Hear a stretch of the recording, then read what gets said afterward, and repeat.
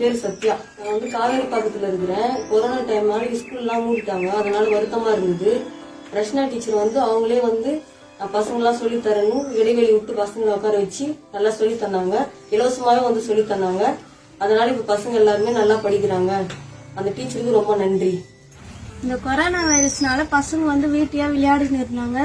Teacher வந்து வீட்டையா வந்து சொல்லி தரதுனால கொஞ்சம் ஹெல்ப்ஃபுல்லா இருக்குது.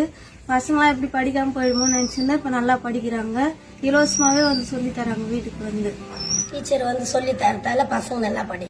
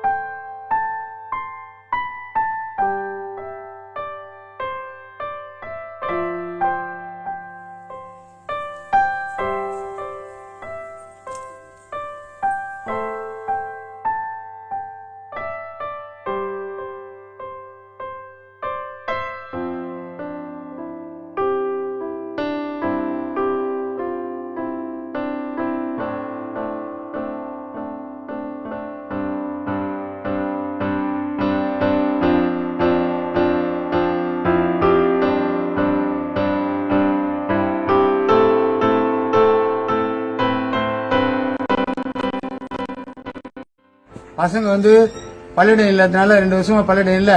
இந்த கொரோனா நோய் வந்ததுனால முதல்ல டீச்சர் வந்து வீட்டில் சொல்லி தராங்க. இப்போ நல்லா படிக்குதுங்க. நன்றி. வரதுக்கு முன்னே பசங்க வந்துருவாங்க இங்க பள்ளியிடம் படிக்கிறதுக்கோசம்.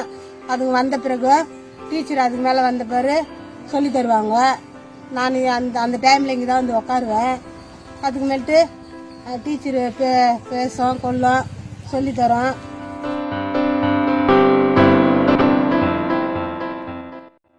வணக்கம். ரஷ்னா ஆசிரியர், கல்லாங்குத்து ஊராட்சி ஒன்றிய தொடக்கப்பள்ளியில் கிட்டத்தட்ட ஒரு 11 ஆண்டு காலமா நான் பணிபுரிஞ்சுட்டு வரேன்.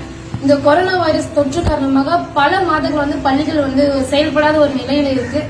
இதன் காரணமா மாணவர்களோட கல்வி வந்து பாதிக்கப்பட ஒரு நிலையில வந்து ஏன் வந்து நம்ம மாணவர்களுக்கு வீடுகளுக்கே போயிட்டு நம்ம பாடம் சார்ந்த ஒரு கல்வியை சொல்லிக் கொடுக்க கூடாது அப்படின்ற என்னுடைய ஆர்வத்தின் ஒரு பெயர்ல தான் மாணவர்களுக்கு வீடுகளுக்கே போயிட்டு நான் சொல்லிக் கொடுத்துட்டு வரேன். மாணவர்களுடைய பாதுகாப்பு வந்து ஒரு மிக முக்கியம் அப்படின்ற ஒரு தருணத்துல நானே என்னுடைய சொந்த செலவுல முகக்கவசங்கள், சானிடைசர் எல்லாம் வாங்கி சமூக இடைவெளியோட மாணவர்களை அமர வைத்து நான் பாடம் சார்ந்த ஒரு கல்வி சொல்லிட்டு இருக்கேன். இது இப்போ மட்டும் இல்லாமல் பள்ளிகள் வந்து திறந்தாலும் கூட அவர்கள் வந்து விடுமுறை நாட்களிலும் இந்த பணி வந்து நான் செய்வேன்.